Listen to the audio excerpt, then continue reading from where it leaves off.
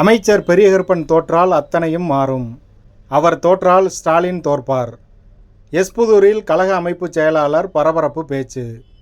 சிவகங்கை மாவட்டம் சிங்கம்புணரி அருகே எஸ்புதூரில் பேரறிஞர் அண்ணாவின் 117வது பிறந்தநாள் விழாவை முன்னிட்டு மாவட்ட அம்மா பேரவை துணைச் செயலாளர் பொன்மணி பாஸ்கரன் ஏற்பாட்டில் மாவட்ட செயலாளர் PR செந்தில்நாதன் தலைமையில் மாபெரும் விளக்க பொதுக்கூட்டம் நடைபெற்றது.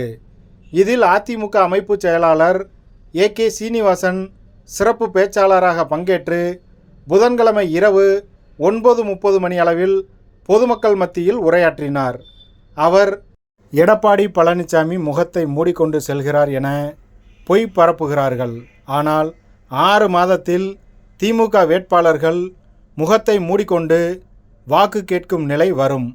ஸ்டாலின் முகத்தை மூடி வாக்கு கேட்கும் நிலை தமிழ்நாட்டில் உருவாகும். இதை மாற்ற அமைச்சர் பெரியகருப்பனை தோற்கடிக்க வேண்டும். பெரியகருப்பன் தோற்றால் ஸ்டாலின் தோற்பார். இந்த தோல்வியை மக்களாகிய நீங்கள் கொடுக்க வேண்டும் என 3 முறை பெரியகருப்பனின் பெயரை ஸ்டாலினுக்கு நிகராக முன்னிலைப்படுத்தி பேசினார். இது கூட்டத்தில் பங்கேற்றவர்களின் கவனத்தை ஈர்த்தது. மேலும் வரும் சட்டமன்ற தேர்தலில் கூட்டுறவுத்துறை அமைச்சர் பெரியகருப்பனை வெல்வது சவாலாக இருக்குமோ என பொதுமக்கள் மற்றும் சமூக ஆர்வலர்கள் மத்தியில் பேச்சாக உள்ளது. திருப்பத்தூர் தொகுதியில் பெரியகருப்பன் தொடர்ந்து 4 முறை MLAவாகவும் 2 முறை அமைச்சராகவும் இருந்து வருவது குறிப்பிடத்தக்கது. எந்த செய்தியும் பொய் செய்தியாக அது பிரசுரமாக்கி அதிமுக பொதுச்செயலாளர் யாருக்கும் பயப்படுகிற நிலையில் அதிமுக பொதுச்செயலாளர் கிடையாது, அதிமுகவின் கிடையாது. முகத்தை மூடுகிற நிலையில் இன்னும் 6 மாதத்திற்கு பிறகு தேர்தலை சந்திக்கிற பொழுது திமுக வேட்பாளர்களுக்கு இருக்கும். அதை அதிமுக சொல்கிறது.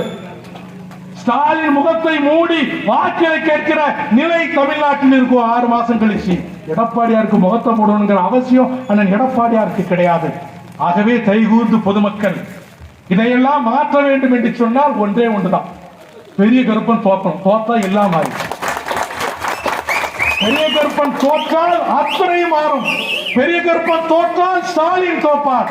ஆகவே இந்த தோல்வியை நீங்கள் கொடுக்க வேண்டும் என்று சொல்லி நிறைய விஷயங்களை உங்கள்கிட்ட பேசணும்னு நினைச்சேன். மலையாளம் உங்கள்கிட்ட பேச முடியலங்கிற வருத்தத்தோடு ஆட்சியை மாற்றுகிற சக்தியாக நீங்கள் இருக்க வேண்டும்.